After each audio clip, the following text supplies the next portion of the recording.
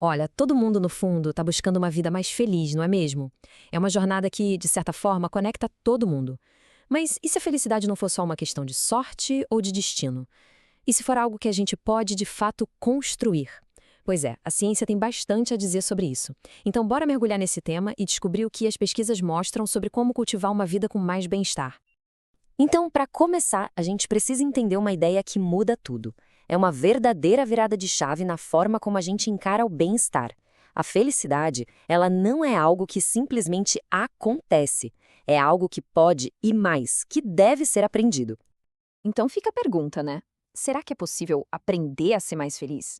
Tipo, treinar a mente, ajustar os hábitos para ter um bem-estar maior, mais duradouro? E olha, a resposta que a psicologia positiva nos dá é um sonoro sim. E essa mudança de perspectiva é fundamental. A gente precisa parar de enxergar a felicidade como um destino, sabe? Como um tesouro que a gente um dia vai encontrar. E passar a ver como uma habilidade. Pensa bem, é como aprender a tocar violão ou a praticar um esporte. É algo que se constrói, que se desenvolve com prática, com intenção. Agora, se liga nesse número aqui. A ciência estima que entre 40% e 50% da nossa capacidade de sermos felizes não tem a ver com genética, nem com as circunstâncias da vida. Tem a ver, isso sim, com as nossas escolhas e hábitos intencionais do dia a dia. Isso é muito poderoso. Quer dizer que uma parte enorme do nosso bem-estar está de fato sob nosso controle. Ok, se a felicidade é uma habilidade, então como é que a gente pratica? Bom, para isso, a ciência nos oferece uma espécie de mapa. Vamos conhecer agora os pilares do modelo PERMA, que é uma das teorias mais respeitadas quando o assunto é bem-estar.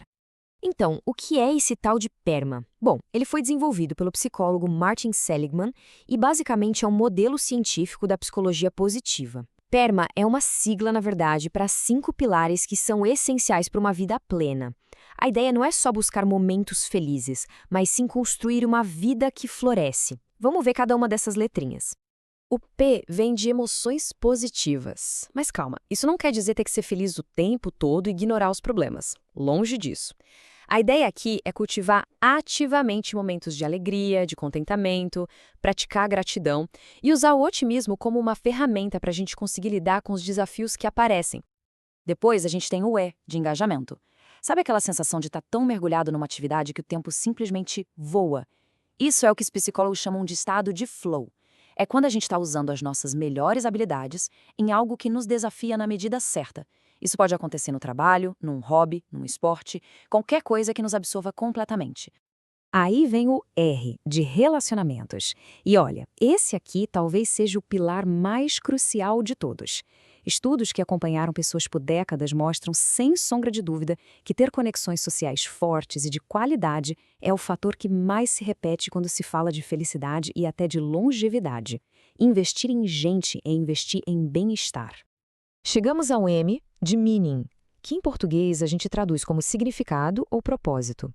É aquela sensação de que a vida faz sentido, de que a gente pertence e contribui para algo maior do que nós mesmos. Esse propósito pode ser encontrado no trabalho, na comunidade, através de atos de bondade, trabalho voluntário, enfim, em qualquer coisa que nos conecte a um bem maior. E por último, mas não menos importante, o A, de accomplishment, ou seja, realização. É sobre ter aquela sensação de conquista, de estabelecer metas que são importantes para a gente e trabalhar para alcançá-las. Isso dá um empurrão e tanto na nossa autoestima e na satisfação com a vida, não é? Bom, agora que a gente já conhece os pilares do modelo PERMA, a pergunta é: tá, e como eu faço isso no dia a dia? Como é que a gente constrói isso na prática? Agora a gente vai ver algumas ferramentas diárias com comprovação científica para fortalecer o nosso bem-estar.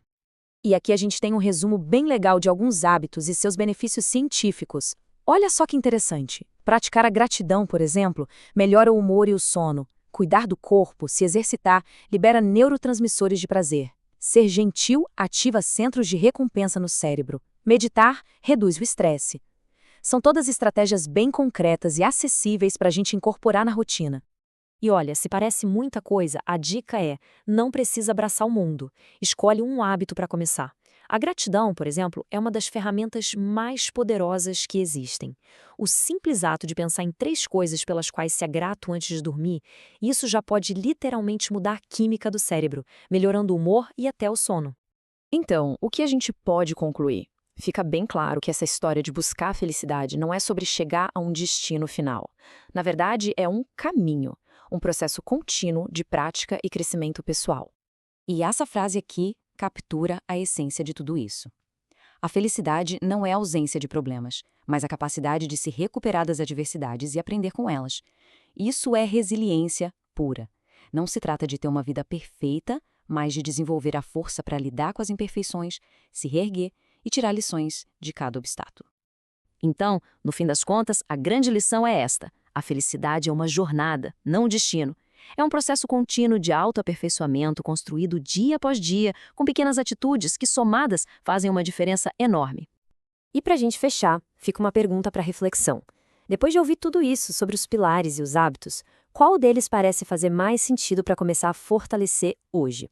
Qual seria aquela pequena mudança que poderia ser o primeiro passo nessa jornada? A resposta, seja ela qual for, já é o começo da prática.